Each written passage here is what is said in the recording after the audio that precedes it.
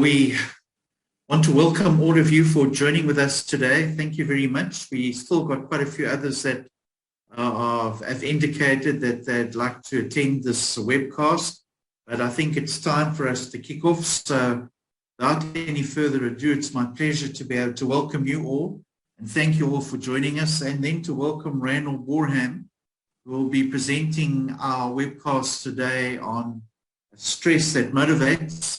Raynor has been part of the MCA Training International team for more than 15 years. He's a senior coach and facilitator within MCA, and it's a great pleasure to welcome Raynor and to thank him for his time and for sharing this information with us today. So Raynor, without any further ado, I'm going to hand the time over to you. Raynor is extremely happily married to his wife, and they have two beautiful children, well, my grandchildren. And Raynor, it's nice to have you with us. Thank you very much. Again, just to remind everybody to please just keep yourselves muted and your videos off. In the event that you'd like to ask any questions to Raynor, please just unmute and ask him, or chat that, write it in your chat box below. Thank you so much, and over to you, Raynor. Cool. Thanks, Dad. I appreciate that. And thank you, everybody, for joining today. It's very exciting to be able to take you through this topic and to discuss it with you. I think it's something that is very important for today, because I'm sure many of you have felt stressed in your lives, or you felt some type of stress and anxiety at some point in your lives. And a lot of the time people don't associate stress with good feelings. There's always these negative feelings attributed to stress. So I'm sure those of you, or many of you that are joining today, when you see the topic stress that motivates, might be thinking that's a bit of a weird topic to associate with stress. But as we go through our discussion today, hopefully you'll understand why I decided to give this topic, or to name it, or to give it that title. So without any further ado, let's get started in this topic. And of course, as we're discussing, if there are any questions, any contributions, anything like that, you're welcome to either put it in the chat box, or you can just unmute yourself or raise your hand and ask that question. There's no problem with that, because as I said, I like to more discuss things rather than to be a lecturer, as they say. So let's have discussion. If you want to ask a question, please feel free to do so. So the first thing that I'd like to share with you is basically what stress, or a little quote by Dr. Hans Serler, where he said, "It is not stress that kills us, it is our reaction to it." So that's the very first point that I'd like to make, is that stress isn't always a negative thing. And as I said, we have this sort of perception on stress that it's bad, it's not good for us, we need to try and avoid it in every way that we can. But as we're going to discuss, you can't really avoid stress, and stress doesn't have to be a bad thing. But the thing that makes it bad is our reaction to it, how we deal with it, how we manage it, and so on in our lives. And that's what we're going to be discussing through our session today. So my first question then is, what is stress? So the definition of stress is anything that stimulates you and increases your levels of alertness. So whatever that might be. So there's many things that can cause stress in our lives. In other words, to increase our levels of alertness. So you might be, if you're a student, you might be studying for an exam or a big test. If you're in the workforce, maybe you have a big presentation coming up next week and you're busy preparing for that presentation. That's going to cause the stress. It's going to increase your levels of alertness and increase the adrenaline flow in your bodies. For sports people, maybe you have a big competition coming up. That's going to increase those levels of alertness. That's all part of stress. Now, as Dr. Hans Serler said, it becomes bad if we don't learn to control this heightened level of alertness, or to release once those levels of alertness have gone up, if we can't find good ways to release that again. Because many people don't know how to then release that stress again, and that's when it can become dangerous. So as I mentioned before, stress is not always a negative experience. In fact, stress is also very personal. So in other words, the way things that or give me adrenaline and raise my levels of alertness might not be the same things that do that to you. So it's very personal. The different things that happen in our lives are going to cause us stress. Next, stress only becomes a problem when our resources and coping mechanisms cannot manage the degree of stress being thrown at us, as I mentioned earlier. So there's different ways that we therefore can react to the stress that we feel in our lives. So as mentioned before, a normal reaction to stress is obviously this heightened awareness and therefore an increase in our productivity. So the reason why we have this is, or that we have this stress, is because if we are preparing for something, or as I mentioned, whether it's an exam, a presentation, a competition, whatever the case may be, as we're preparing for these things, that's when we get these raised levels of alertness. That's when we are filled with adrenaline, when we are getting ready for something that is important to us. And so we feel the stress, and that's those raised levels of adrenaline and so on allow us to be more productive. It instills more energy within us so that we can do what we need to do in those circumstances and in those situations. So that's a normal reaction to stress. An abnormal and an unhealthy reaction is what I'd really like to focus on as well, because it's really, really important to understand that is because if we are continually having these types of reactions to stress, well, then obviously we need to change something and change the way that we are dealing with that stress in our lives, because it can become a problem. So the first thing that you need to look out for are the physical symptoms that you can face and that you can feel and you can experience when you have stress in your life. So as we said, stress stimulates the adrenal glands to pump large doses of adrenaline into the body. That adrenaline then causes an increase in your heart and in your breathing rates. So it also can cause gastric disturbances and increases in perspiration. So when you are feeling stress and you are experiencing your stress levels going up, I'm sure you can have I'm sure you felt that, especially with anxiety and so on, your breathing might drastically increase. I'm sure you've experienced that. Your heart rate goes up, so you can feel your heart pumping. It increases perspiration and so on, so you start sweating. And I'm sure many of us have experienced something like this before when we are going through very, very stressful and anxious situations. So then the adrenaline raises the anxiety levels, and this causes tightness in the chest area. That's why you find lots of people, they might feel that they can't breathe during that, or they have those panic attacks, as I'll mention now. So that tightness causes pain and raises concern about a heart attack. And then panic attacks may occur due to the fear of dying or simply over losing control. So because you feel like this tightness and you start worrying and you start getting scared that you can't breathe and so on, that's where a lot of panic attacks can start as well in those moments. And then anxiety raises your blood pressure, or as in Africa we hear often your BP, blood pressure. So whenever everyone talks about BP in Africa, they're not always talking about the petroleum or the petrol station. A lot of the time they're talking about the blood pressure. So this causes headaches and visual problems. So therefore, when we become extremely stressed and we don't deal with that stress very well, it can cause these headaches or these migraines that people have, as well as can cause blurry vision.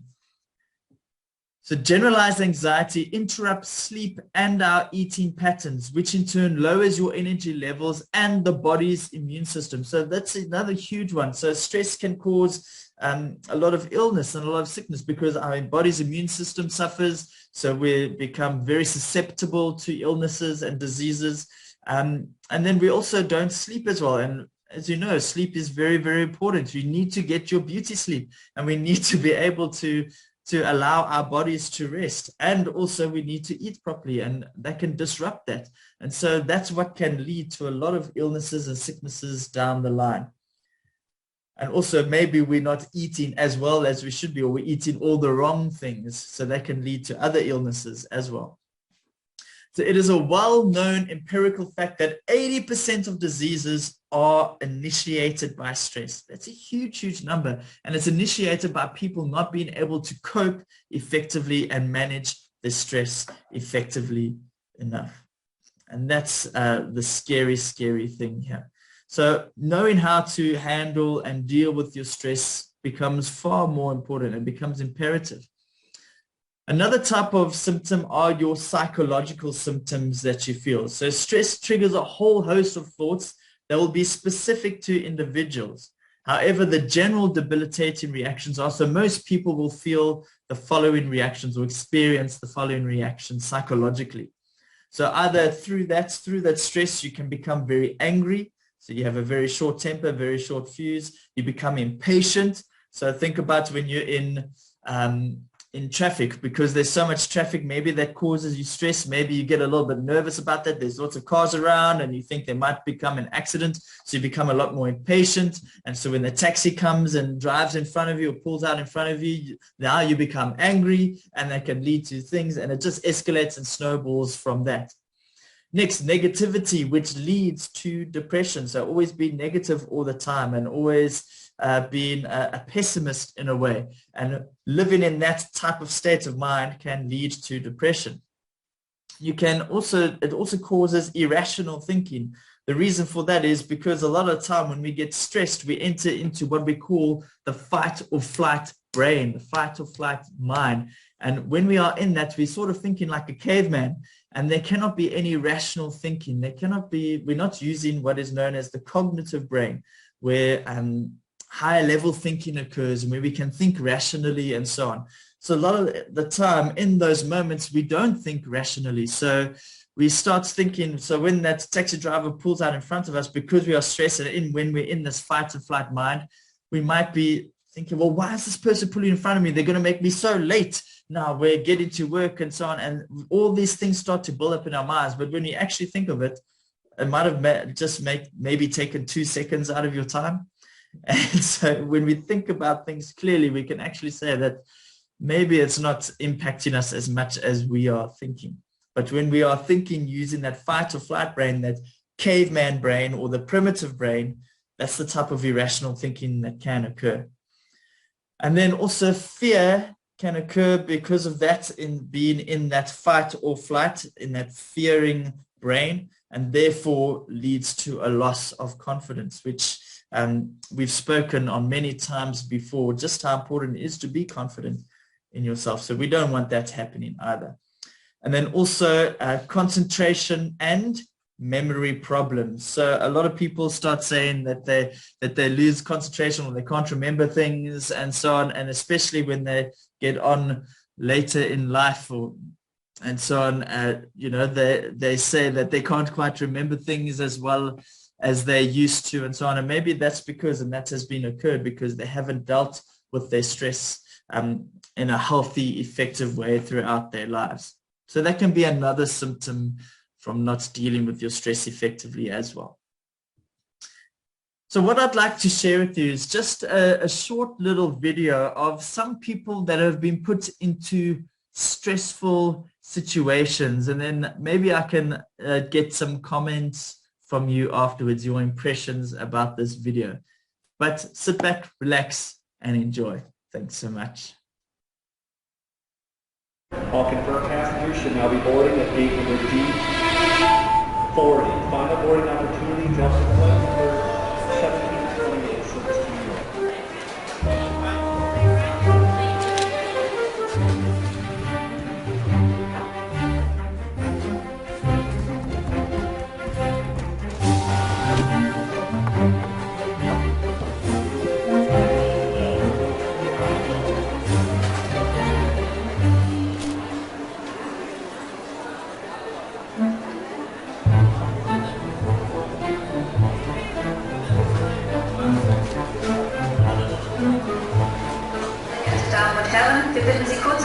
Aufmerksamkeit.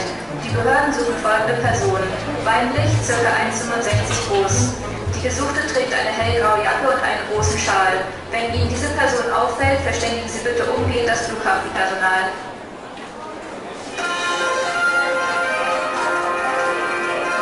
Und bitte! Guten Morgen, meine Damen und Herren, ich begrüße Sie zu den N24 Breaking News. Die Polizei bittet um Ihre Mithilfe. Dringend gesucht wird diese Frau. Sie befindet sich seit gestern Vormittag auf der Flucht. Die Verdächtige ist ca. 1,65 Meter groß, hat dunkelblondes, lockiges Haar und trägt eine helle Jacke. Die Flüchtige gilt als unberechenbar und äußerst gefährlich. Bitte versuchen Sie nicht, die gesuchte Person festzuhalten oder gar anzusprechen. Für Hinweise zur Ergreifung der Verdächtigen wählen Sie bitte die unten eingeblendete Nummer. Wir melden uns wieder zu den Hauptnachrichten zur vollen Stunde und bis dahin noch einen schönen Tag.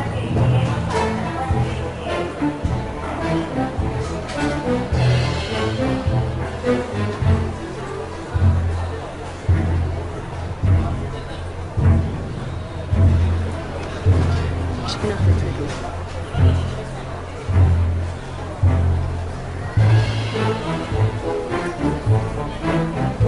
Die Behörden suchen folgende Person. Der Gesuchte trägt einen grünen Pulli und hat eine große Tasche bei sich. Männlich, ca. 1,80 groß. Der Gesuchte trägt eine beige Hose, einen lila Pulli und eine braune Jacke. Dringend gesucht wird diese Frau. Sie befindet sich seit gestern Vormittag auf der Flucht. Die Flüchtige gilt als unberechenbar und äußerst gefährlich. Guten Morgen. Sind Sie gestresst? Sie sehen so gestresst aus. Da hätten wir was für Sie.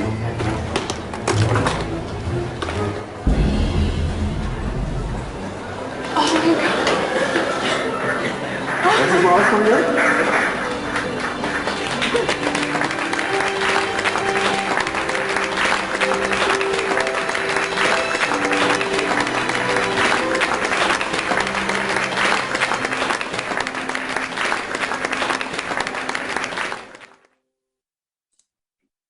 Okay, so my question to you is, do you think those people were stressed?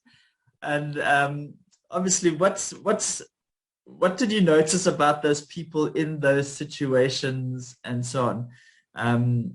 And hopefully this doesn't make you, my point that I'm trying to get across is not that you need to go get new deodorant to help you deal with stress, but what sort of impressed you about how those people reacted in that stressful situation? Are there any thoughts or impressions about that from anyone?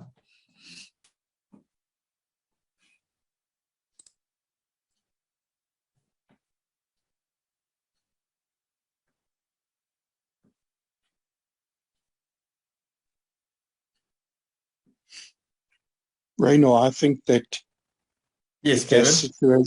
if that situation happened to me, it's just, you know, we see it from, obviously from an outside perspective, we know exactly what's going on. But when you're in it, man, that's not stress, that's panic. That would go like way over the top, not just stress. So yeah, that obviously takes it to extremes and is funny at the end, but when you're in it, or when you're in a situation when an accident, for example, and things are beyond your control, or you don't know what it's about, like in the case of those people, that could easily be in a panic area, not just stress. Yeah. So you could see those sort of situations can sort of occur very, very quickly and in the blink of an eye as well. Like you said, I mentioned maybe you get in an accident or something like that. And that's why some people, you could see that first lady that they showed, the way she was breathing, you could see her breathing started to become a lot more rapid and increased and a lot more visual as well. Because she was now starting to, as you said, the word panic. She was starting to panic, and that's what starts to happen in those situations because we don't know how to deal with those heightened levels of adrenaline and alertness in those situations. So there's different ways that you can cope in these types of situations as well, that you can deal with these heightened levels of alertness as well a lot more effectively, because who knows if maybe if they kept it up, she might have been lying on the floor or something, because maybe her chest would have just tightened up so much she would have had that panic attack and wouldn't be breathing properly and so on. So yeah, definitely. So thank you for that, Kevin. Thank you for sharing that. You know, the reason why I share this with you is because, oops, sorry, what's going on? Yeah, there we go. What I want to share with you is the different sources of stress, so different ways that we can become stressed and so on. So the very first one is this survival stress. And you can see this gentleman here in the picture is very stressed at this time because he has a hippo chasing him. So when this happens when your life and your health is threatened. This is when the fight or flight response is usually realized here. So just like in the video as well, they felt threatened in that their life and so on was threatened in that time because they thought maybe they're going to jail. And they're experiencing that survival stress in that moment. So this is one of as Kevin mentioned, the accidents and so on. Those are some of that's one of the sources of stress, or where our stress can come from. Sometimes in those moments, the person just becomes immobilized. I'm sure you might have experienced someone like that. Maybe you experienced that yourself. They become like a deer stuck in the headlights, where they become paralyzed and they can't move, they can't talk, they can't do anything in those moments because they get this fear paralysis comes over them in those moments because they're not knowing how to deal with that situation effectively enough. Our next source of stress is internally generated stress. So worrying about events beyond your control or simply perceiving that we have no control. So often we cause a lot of stress because we're worried about the price of petrol, or we keep worrying about the political situations, or we keep worrying about economical situations, and all these things that essentially, when we think about it, we have no control over that. So we cause this unnecessary stress and anxiety in our lives, where if we really had to think about it rationally, there's nothing really that you can do about that. But it's about how you react to that that is most important. As Dr. Hans Serler said, it's how you react to those situations that are most important. So common sources are either something personal, happening to us personally in our relationships, financial problems, and so on. And then lastly is the environmental or our job stress, source of stress. So living and working environments, noise, overcrowding, pollution, untidiness, dirt, bad organizing, and our work demands, or perhaps even that your boss is causing you stress or being the cause of your stress or your source of your stress. So this is another big one for people, is because maybe they're in a very stressful environment, and knowing how to perhaps get out of that stress and get out of that environment at times, and to relieve yourself of that is very, very important. I've heard of people when I've gone, worked with organizations from around the world. I've heard of some people in like CEOs in top positions in companies that haven't taken leave for 2 years. And that's just insane. So that's something that we need to be aware of, that, you need to take time out. You're not a robot, you're a human being. So sometimes if you are in a very stressful environment, you have to take some leave and you have to relieve yourself of that as well at times. And maybe sometimes the reason why your environment is so stressful, maybe it's because of you as well. Sometimes you have to ask yourself that question as well. And then next, fatigue and overwork. So going back on my comment, a lot of people, it builds over a period of time. So if you haven't taken leave in 2 years, you're definitely going to feel fatigued and overworked. So trying to achieve too much in too little time, not using effective time management and allowing yourself some time out. And so what can happen is what leads to something called hurry sickness. And David Lewis calls this hurry sickness. So here you can get into a vicious circle of stress, which causes you to hurry to do jobs and to do them badly. So this underperformance causes feelings of frustration and failure, which causes more stress, which results in more hurry and less success, and so on. And it just sort of circles and snowballs from that. So stress-creating behavior can compound this, as can an inability to relax at home or on holiday. So I think back from when I was studying, when I was in school and so on, and in university, and not so much in university, but more in high school, I could say, where I would perhaps get into this hurry sickness when I was studying for my exams, and I'd crave and cram everything in the night before my exam, even though I've had weeks to prepare. And I become stressed because I'm trying to get everything in hurriedly the night before. And then I go, and the morning of the exam, I'm stressed because I know I probably haven't, or not probably, I haven't prepared as effectively as I could have or should have. And then after I've written the exam, I get stressed for the results because I know that I probably won't do as well as I would like to because I haven't studied effectively enough. So it sort of snowballs and becomes this really bad sickness, as David Lewis calls this hurry sickness. So knowing how to prepare better and manage your time more effectively and so on can help alleviate this to a large degree as well. So that's very, very important. So now that we've spoken a bit about stress, where it comes from, what it is, and so on, and the symptoms of stress, your question to me might be, well, okay, great, Raynor, but how does stress motivate us then? And I think that's probably the main reason why most of you are here, finding out how we can use our stress in a positive way and in a good way. So remember what I said, stress is simply anything that stimulates you and increases your level of alertness. That's what stress is. That's all it is. Okay. So knowing how to use it in a positive way is so important. So as we mentioned, the effects of stress range from irritability and anxiety to raised blood pressure and heart disease if we don't deal with it effectively and if we don't use it in a good way. So when you think of stress in these terms, as many of us do, and most of us, as I said, associate stress in a negative way or see stress in a negative way, it's no wonder you try to spend so much time to manage or avoid it altogether. So my question to you is, what if instead of stressing over how to rid your life of stress, you focus on how to use it for your advantage? Because as I said, you're going to feel stressed in all these different situations and at one point of time in your life and constantly in your life. So how can you use it then to your advantage? Next, what would happen if you perceived stress as a helpful companion with benefits to offer rather than as an irritating foe out to make your life harder?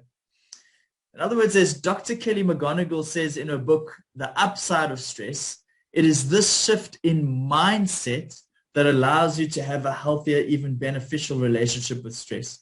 In other words, we need to change our mindset and our attitude and our perception towards stress, using it as an ally, as a friend that can help you to achieve your goals and work towards your goals and to achieve success in your life, using it in the right way. But then in order to do that, as Dr. Kelly McGonigal says, we need to change our attitudes and our perceptions towards stress. So what are the benefits of stress then? Well, firstly, it gives us motivating action. So whether it's when you're landing a new job, promotion, meeting a deadline, or tackling a to-do list, a little stress can push you to take action. It's because of that raise of adrenaline and so on. It can help push you to take that action. If you didn't feel any stress at all, you might not feel inclined to break out of your comfort zone. And remember, we have to break out of our comfort zone if we want to grow, if we want to become better.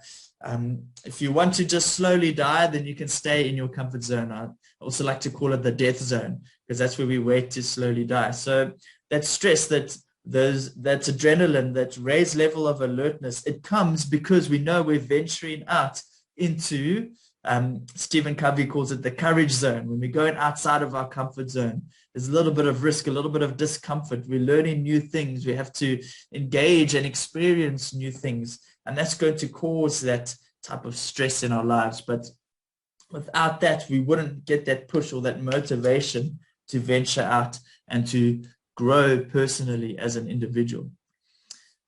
The next benefit of stress is that it can build resiliency. So when you experience small amounts of stress, you are actually building up your resistance to future stresses. So according to the American Psychological Association, over time, humans are wired to adapt to stressful situations by building their resilience. And this can be developed by making connections with others, taking care of yourself, and taking decisive actions. So as you start doing these things, and obviously as you're doing it, you're going to become stressful in those situations, but you are building that resiliency because, as I said before, you're venturing out of that comfort zone. You're increasing your capacity. You're growing personally as an individual, and you're building your resiliency and your ability to cope with future stresses that you will inevitably face. So your capacity to cope with that has gotten greater, has gotten better. So you'll be able to deal with, I could say, more stressful situations in the future because you have the ability and the capacity to do so. And then thirdly, it boosts your cognitive function. So a 2013 study from the University of California, Berkeley, found that acute stress can generate new nerve cells in the brain, improving cognitive and mental performance. So according to authors of the study, a certain amount of stress can promote optimal levels of focus, improved memory, enhanced learning of new tasks. So when you take a look at these sorts of benefits cognitively, I mean, I look at this and I say, I definitely can use this. This sounds good to me. Any way that I can get smarter, I'm all for it because I can sometimes use all the help I can get.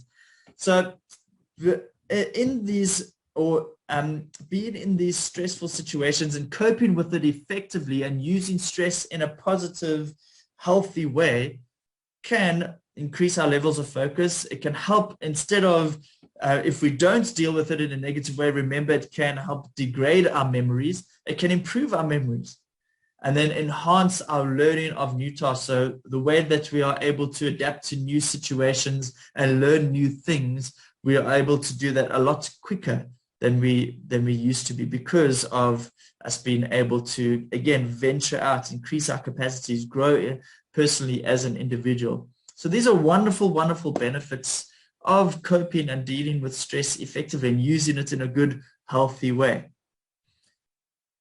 So therefore, how can you make this stress work for you then? Well, the first thing, as I mentioned, you need to learn or you have to retrain your brain. So replace those negative thoughts that typically arise at the first sign of stress with more positive ones, such as I'm experiencing stress and I'm welcoming it fully. So it's this new attitude, this new perception towards stress. Then think of how you could best use it to solve a problem or to reach a goal. How can you make this stress work for you? In other words, how can I use this? So in those moments, okay, I'm feeling stressed and so on. I've got this newfound energy. How can I use it more effectively? Well, I can use it maybe in my research, learning new things. If you're a sports person, to go out and train, etc., use it in a positive way. How can you make it work for you? So the tip, though, however, is don't stress over trying to think of the best way to use stress. Okay, so don't make yourself go crazy or overwhelm yourself while trying to think about how to use the stress. Think about it before and say, when I am going through these experiences, how can I use it? So you already have these ideas in your mind and you're prepared for it for when it hits you, and then you're able way, you can roll with it and work with it from the get-go. Next point is you need to reframe your perspective. So when you attach purpose to a difficult situation, it becomes easier to handle, or at the very least, motivates you to handle it.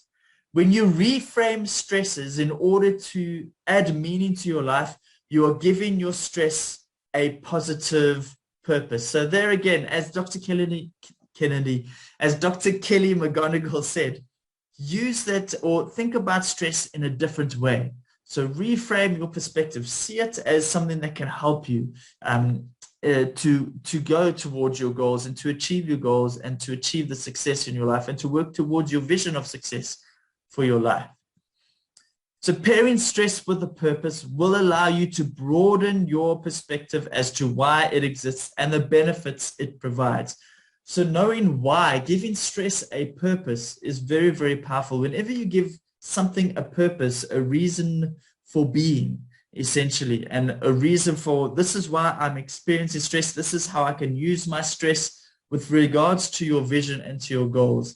It allows you to see it in a very, very different light. And you'll start to realize that this is something that you need to use more effectively in your life. So think about it differently and you'll be able to use it differently and more effectively in your life as well. And then third, ask why.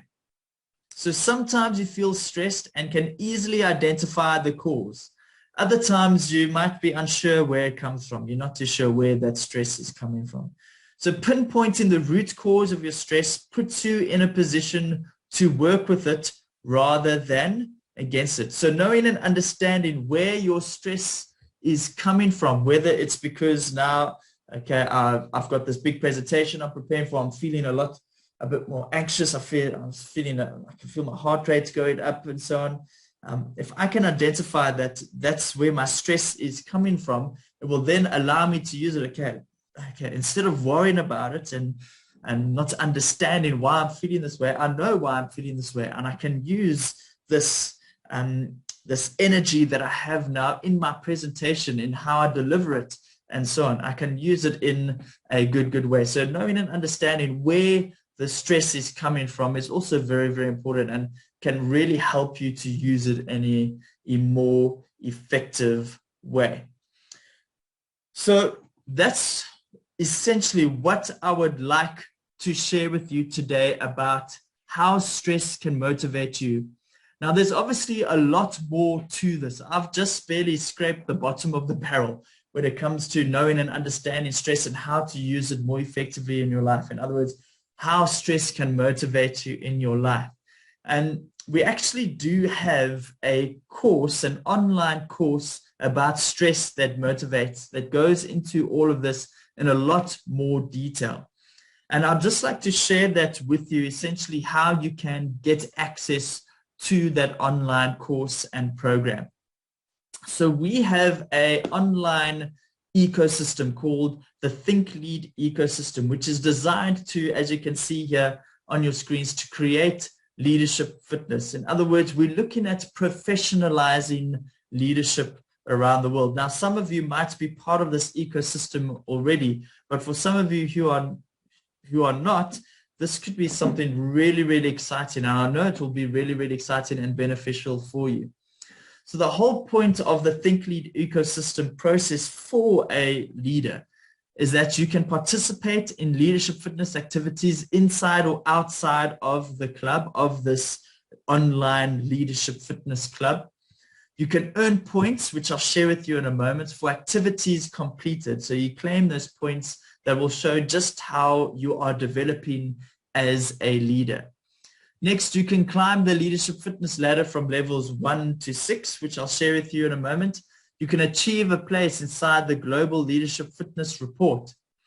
You're rewarded, hopefully, with more leadership responsibilities. Therefore, as your colleagues and as your organizations and people around you see how you are growing as a leader, you will then get rewarded with more leadership responsibilities. And also, in the ecosystem, you will have a portfolio of evidence. In other words, your journey, your actions, the things that you're doing to grow yourself and develop yourself as a leader is all documented and captured in a portfolio of evidence. So you can show people how you're growing as a leader. So these are the different types of leadership levels and the points that you then are gain in the ecosystem. The reason for this is we want to professionalize leadership. If you look at different professions, like in the medical professions, your doctors, HR, lawyers, accountants, and so on, all these different types of professions, you have to get continuous development points. So you have to show how you're continuously developing in those different professions if you want to remain part of that profession. Now, we believe that leadership is the overarching profession to all of these. So how much more important is it for us to show that we are continuously developing ourselves as a leadership professional? So we have all these points that you can gain as part of that. And depending on the amount of points you have, you can work to different leadership levels within the ecosystem. So just to show you briefly just how you can do this Stress That Motivates online course, okay, and just how easy it is to use. I'm just going to share that with you in on the screen here. Okay, so you'll log into the system. Everybody will be given a login detail. You log into that, and then you'll get onto the system here. Let me just see, is it logging in? Yes, it is. So to show you the Stress That Motivates program, so there's a lot of different programs on the system. So you can either choose to just do this program by itself, or you can choose to join the Think Lead ecosystem, and then you get a whole array of different online programs and courses. So you into that program here. The way that it works is very, very simple, very, very easy. So once you've registered for the program, you'll be able to get a brief description about the program. You'll get access to the different modules of the Stress That Motivates program. You'll see the requirements that you need or how long it's going to take you to complete that program. And also, what do you learn by completing that program? So just showing you quickly how you would work through this course and how very user-friendly it is. You just go into your program courses and you go into the module that you're busy with. So in this case, I'm busy with module 1, and you click on launch course. And here you will see that there's either videos of our facilitators sharing the course content with you. We have exercises as part of that. And then there's a test at the end of each module that you need to complete just to show that you have actually gone through and worked through all the content. It's not very difficult, very, very easy as long as you've worked through all the content and gone through all the information for that. So very, very simple. Whether it's your video, an exercise, or the test, you just click over that section, and then that will take you either to the video, the exercise, or the test, and then you can participate in that section. And you can go back to that, and then you can complete the next section after that, and so on and so forth. And that's basically how easy it is to complete it. Now, if you do want more information on this Think Lead ecosystem, as well as the online programs that we do offer, you're welcome to go to the website mp.exec-club.com. So it's there on your screen, mp.exec-club.com for any more information about that. But again, thank you so much for your time. I really, really appreciate you being here. Are there any questions about anything that I've shared with you today? Any comments, contributions from anyone? This is your time to speak your part, as it were.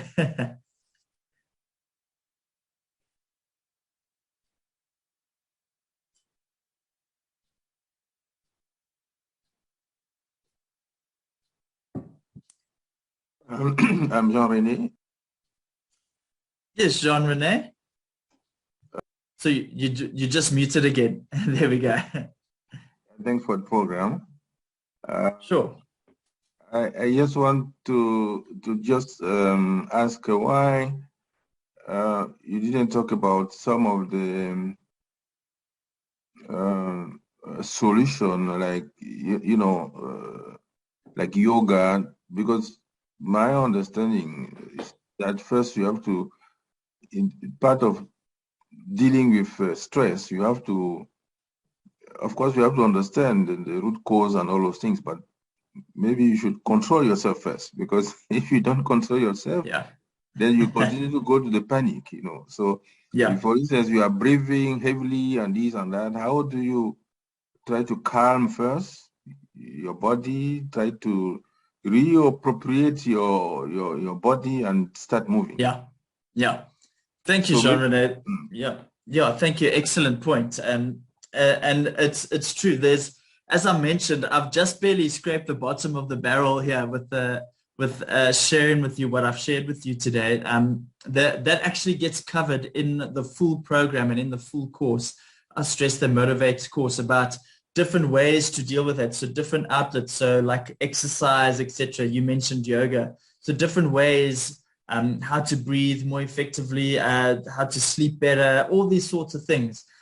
We discuss in more detail in the Stress That Motivates program as well. So this is, as I mentioned with you, we just, it's a brief introduction and sharing with you more effectively why stress can motivate us, but knowing how to deal with stress more effectively, all those sorts of things, knowing how to use it to achieve your goals and so on. We discuss that in more depth in the full program on Stress That Motivates. So hopefully that helps to answer your questions, Jean-Rene.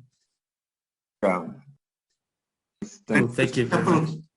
Just a couple of comments on the chat box. Miriam says, thank you for the presentation. Almarie says, excellent and very relevant. Thanks, Raynor. Susanna says, very informative and insightful. Thanks so much. Dorothy says, thank you for this presentation. Looking forward to more on these.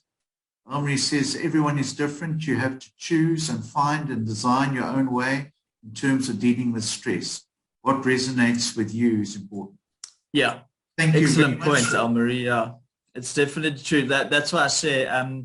When we talk about all the different ways that you can cope with stress, you then find out personally which one best suits you, because as you said, everyone is different. So that's an excellent point. Thank you. All right. Well, thank you very much, Raynor. We appreciate your brilliant presentation. The information you shared with us, as you said, it's only scraping the barrel of all the information that is available. And if people would like to do more, they can obviously do the course that you've shared with us, join the Executive Club, and become part of that very exciting platform that develops and grows people into becoming authentic and great leaders throughout the world. So thank you very much. This copy of this recording will be on the Executive Club. So if any of you would like to watch that again, you're more than welcome to be able to find that on the Executive Club. So Raynor, without any further ado, I'd like to thank you very much and thank you all for attending our webcast today. We trust that you'll join us again next month for our next webcast. Wishing you all the best and a stress that motivates life ahead. Thank you very much. Cheers, everyone. Cheers. Thank you, everyone. Bye-bye.